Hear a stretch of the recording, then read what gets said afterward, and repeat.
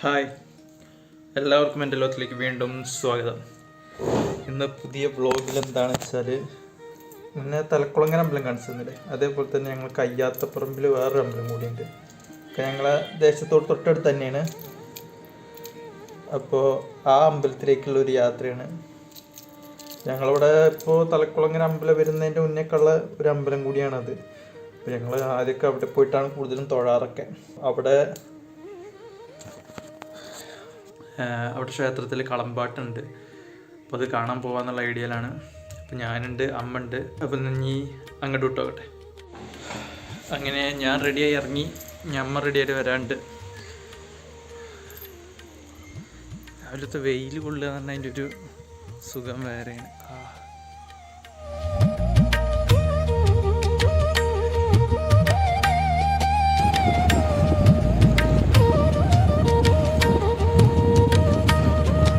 ഇതാണ് ചിറ്റടിക്കാവ് അയ്യപ്പ ക്ഷേത്രത്തിൻ്റെ കവാടം.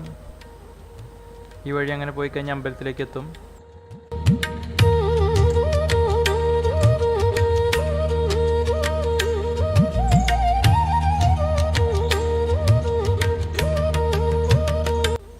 ക്ഷേത്രത്തിൽ വരാൻ പോകുന്ന താലപ്പൊലീൻ്റെ തോരണങ്ങളാണ് നിങ്ങൾ കാണുന്നത്.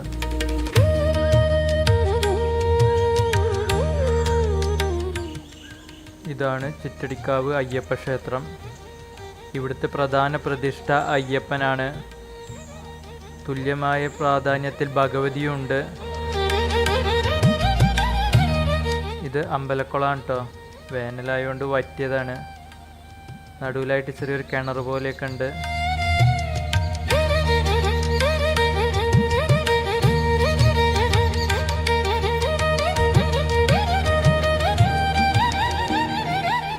അങ്ങനെ ഞാൻ ക്ഷേത്രത്തിനുള്ളിൽ തൊഴുതിറങ്ങി. ഈ ക്ഷേത്രത്തിന് പുറത്ത് വലം വയ്ക്കട്ടെ.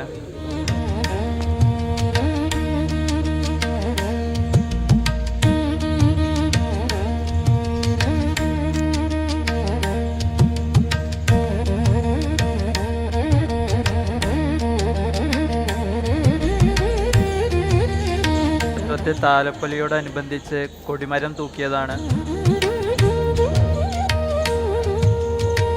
ക്ഷേത്രത്തിൽ അന്നദാനത്തിന് വേണ്ടിയിട്ട് പന്തൽ കെട്ടിയാണ്.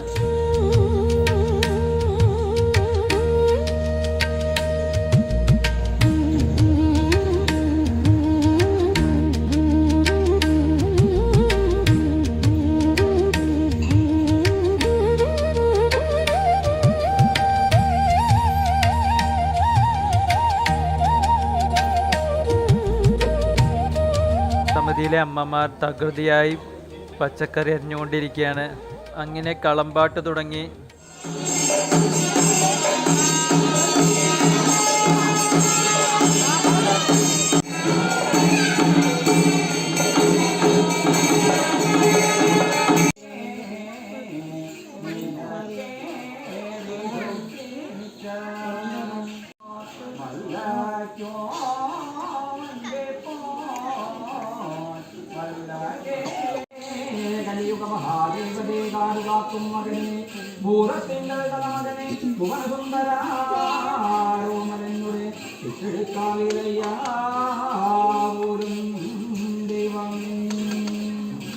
കളമ്പാട്ടിന് ശേഷം പ്രഭാത ഭക്ഷണം ഉണ്ടായിരുന്നു. ഉപ്പുമാവും അച്ചാറും, പിന്നെ ചായയും, പിന്നെ അമ്പലത്തിൽ നിന്ന് പായസവും കിട്ടി. അപ്പോൾ ഞങ്ങൾ കവറിൽ മേടിച്ച് ഞങ്ങൾ വീട്ടിലേക്ക് പോന്നു. അങ്ങനെ ഈവനിങ് ആയി. അമ്പലത്തിൽ നിന്ന് നേരെ വന്നതിന് ശേഷം പിന്നെ കുറച്ച് വർക്കുകളുണ്ടായിരുന്നു. അപ്പോൾ അതൊക്കെ ഒന്ന് കംപ്ലീറ്റ് ചെയ്തു. ഈ ഈവനിങ് ഉണ്ട് കേട്ടോ കളമ്പാട്ടിൻ്റെ ബാക്കി. കാരണം ഒരു ദിവസം ഒരാളായിട്ടെടുത്താൽ രാവിലെയും വൈകുന്നേരവുമാണ് ഇതിൻ്റെ ചടങ്ങുകൾ വരുന്നത്. അപ്പോൾ വൈകുന്നേരമാണ് ഈ കളം വരയ്ക്കലും പരിപാടികളൊക്കെ ഉള്ളത്. രാവിലെ മറ്റേ പീഠത്തുമ്മ പൂജ ചെയ്തിട്ട് ആ രീതിയിലാണ് രാവിലെ ഉള്ളത്. നാളെയാണ് താലപ്പൊലി. അപ്പോൾ ഒരാഴ്ചൻ്റെ മേലേക്കായിട്ട് തോന്നുന്നു കളമ്പാട്ടം ഉണ്ടാവും അമ്പലത്തിൽ സ്ഥിരമായിട്ട്. എല്ലാ ദിവസവും രാവിലെയും വൈകുന്നേരമായിട്ട് അതിൻ്റെ ചടങ്ങുകളും പരിപാടികളൊക്കെ ഉണ്ടാവും. താലപ്പൊലി വരെ ആ ഒരു കളമ്പാട്ടുണ്ടായിരിക്കും. അങ്ങോട്ട് പോകാൻ നിൽക്കുകയാണ്. നേരം വൈകിയണു. നമ്മുടെ ഒരുങ്ങൽ കഴിഞ്ഞിട്ടില്ല. വന്നിട്ട് പോവും. പിന്നെ ആ നിൽക്കുന്ന ഞങ്ങളെ ദേശത്തിൻ്റെ കാളയാണ് കേട്ടോ. വീട്ടിൽ നിന്ന് ഇതാ അവിടെ തന്നെ ഉള്ളൂ. ഞങ്ങളെ കുളങ്ങര ടൗണിൽ തന്നെ. അപ്പോൾ എനിക്ക് തോന്നുന്നില്ല ബാക്കിയുള്ള ജില്ലകളിലുണ്ടോ എന്നുള്ള അറിയില്ല കേട്ടോ കാളവരവ്.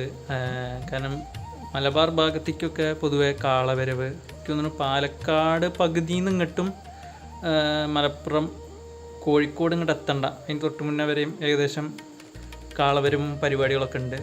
ഇപ്പോൾ കോഴിക്കോട് പൊതുവെ കാള പരിപാടികൾ കണ്ടിട്ടില്ല. അവിടെ പിന്നെയും ഞാൻ ഇപ്പം കഴിഞ്ഞതിന് മുന്നൊരുവട്ടം പോയിരുന്നു.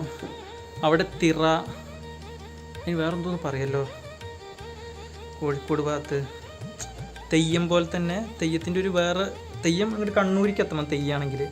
അതിൻ്റെ തൊട്ട് താഴെയായിട്ടുള്ളൊരു ചെറിയ വേർഷനായിട്ടൊരു പരിപാടിയാണ് കോഴിക്കോട് പൊതുവെ കണ്ടിട്ടുണ്ട്.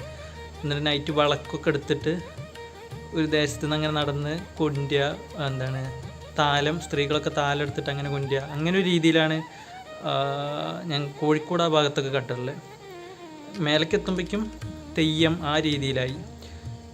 ഇങ്ങോട്ട് താഴത്തേക്ക് വരുമ്പോൾ മലപ്പുറം പാലക്കാട് ഒരു പകുതി വരെയൊക്കെ ഏകദേശം എന്ന് വെച്ചാൽ വള്ളുവനാട് ഏരിയയിലാണ് കൂടുതൽ എന്താ പറയുക കാളവരവും പരിപാടികളൊക്കെ ഉള്ളത്. പൊതുവെ ഇവിടെ ആഘോഷമാണ്, കൃഷി കഴിഞ്ഞിട്ടുള്ള ആഘോഷം എന്ന് വെച്ചാൽ കൃഷി കഴിഞ്ഞ് അടുത്ത മഴ തുടങ്ങുന്നതിന് മുന്നേ വള്ളുവനാടൻ ഏരിയയിലാണ് പൊതുവെ ഈ കാളവരവും പരിപാടികളൊക്കെ ഉള്ളത്. എന്ന് വെച്ചാൽ വള്ളുവനാട് വരുമ്പോഴേക്കും പാലക്കാടിൻ്റെ ഒരു പകുതിയൊക്കെ വരും. കോഴിക്കോട് ഇങ്ങോട്ട് തുടക്കമില്ല അറ്റഭാഗത്തേക്കൊക്കെ ആയിട്ട് വരും. മലപ്പുറം കഴിഞ്ഞ് കുറച്ചുകൊണ്ട് മേലേക്ക് വരെ വരും. അത്രയാണ് വള്ളുവനാടിൻ്റെ ഒരു ഏകദേശം ഒരു ബൗണ്ടറി വരുന്നത്. പഴയ നാട്ടുരാജ്യങ്ങളൊക്കെയാണ് കേട്ടോ. അപ്പോൾ ഇവിടെയും എന്ന് വെച്ചാൽ ഇവിടെ ഈ ഏരിയയിലൊക്കെ ഉണ്ട്, പക്ഷേ ഇവിടെ ഏകദേശം ബോർഡറാണ്. ഞങ്ങൾ പാലക്കോട്ട അങ്ങനെ ഏരിയ വരും. ഇങ്ങോട്ട് എന്താണ് തടപ്പള്ളി രാജവംശത്തിൻ്റെ കീഴിലും അങ്ങോട്ട് സാമൂതിരി രാജവംശത്തിൻ്റെ കീഴിലും പിന്നെ അങ്ങനെ 3 രാജ്യങ്ങളായിട്ട് ഡിവൈഡ് ചെയ്യുന്ന ഏകദേശം ഈ ഒരു മാലാറമ്പ്, പാലൂർക്കോട്ട അല്ലെങ്കിൽ പാലൂര് എന്നൊക്കെ പറയും. പാലൂർക്കോട്ട എന്നൊക്കെ ടിപ്പു പടയോട്ടമൊക്കെ നടത്തിയ സ്ഥലങ്ങളാണ്. അപ്പം അങ്ങനെയൊക്കെയുള്ള ഞാൻ പാലക്കോട്ടിൻ്റെ ഒരു വീഡിയോ വരുന്നുണ്ടാവും ഫ്യൂച്ചറിൽ. ഇതൊക്കെ എന്നാ വീഡിയോ വരുന്നൊക്കെ അറിയില്ല, കാരണം ചിലതൊക്കെ ഒരു മാസം കഴിഞ്ഞതാവും ചിലപ്പോൾ എഡിറ്റ് ചെയ്ത് വരിക. കാരണം ഒഴിവുകൾ കിട്ടുമ്പോഴാണ് എഡിറ്റ് ചെയ്ത് റിലീസ് ചെയ്യുന്നത്. താലപ്പൊലീൻ്റെ വീഡിയോയും കൂടി എടുക്കണമെന്ന് വിചാരിക്കുന്നുണ്ട് നാളെ. അപ്പോൾ അതും കൂടിയും അതൊരു പാർട്ട് 2 ആയിട്ട് ഇതിൽ വരുന്നുണ്ടാവും. ഇത് രണ്ടും ഏകദേശം ഒരുമിച്ച് റിലീസ് ചെയ്യണമെന്നാണ് ഞാൻ വിചാരിക്കുന്നത്. ഇനിയിപ്പോൾ ഈ വീഡിയോ ഇറങ്ങിക്കഴിഞ്ഞാലും ആ വീഡിയോയും കൂടി ഒന്ന് കാണുകൊണ്ടു എല്ലാവരും. അപ്പോൾ ഇനി എന്തായാലും അമ്പലത്തിലേക്ക് പോകാൻ നിൽക്കുകയാണ്. വിട്ടോക്കട്ടെ, ഞാനും അമ്മയുണ്ട്.